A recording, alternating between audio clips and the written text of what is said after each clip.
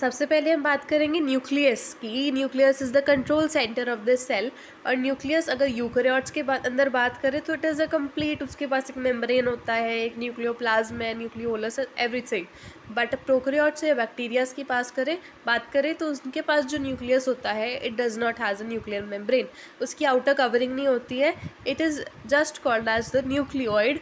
And दोनों का function same है, they control the activities of the cell. तो सबसे पहले हम न्यूक्लियस की बात करें, that is the first point in the mind map. तो वो यूकेरियोटिक प्लांट्स और एनिमल सेल्स के अंदर प्रेजेंट होता है एंड सिंगल न्यूक्लियस पर cell usually, and it is the largest and the most important organelle. It is not important कि वो लार्जेस्ट हो, but it is the most important organelle obviously. And it acts as the control centre of the cell, जो कि सारी cell को instructions देता है कि किसने क्या करना है। And it also stores the genetic information. फिर न्यूक्लियस के स्ट्रक्चर की बात करें तो सबसे पहले एक आउटर बाउंड्री आती है जिसे हम न्यूक्लियर मेम्ब्रेन बोलते हैं, और उसके अंदर एक न्यूक्लियोप्लाज्म आता है जो लिक्विड कंटेंट है। एंड सेंटर में जो हमें वॉल लाइक स्ट्रक्चर दिख रहा है वो कि न्यूक्लियोलस है।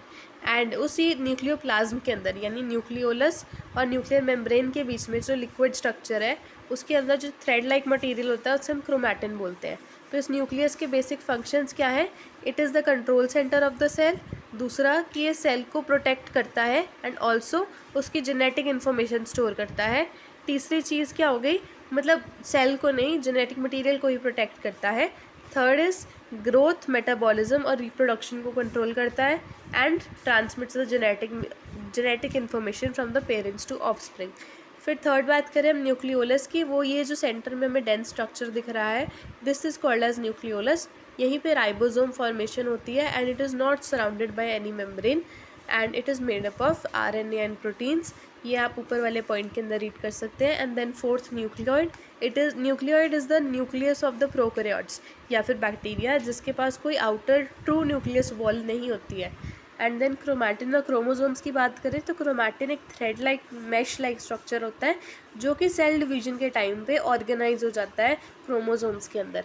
जैसे वो एक थ्रेड गुंजल सी पड़ी हुई है, कुछ टाइम बाद जब सेल डिवीजन होएगी तो वो इस तरह से, जैसे हमें ये स्ट्रक्चर दिख रहा है राइट साइड, तो उस स्ट्रक्चर के अंदर अरेंज हो जाता है।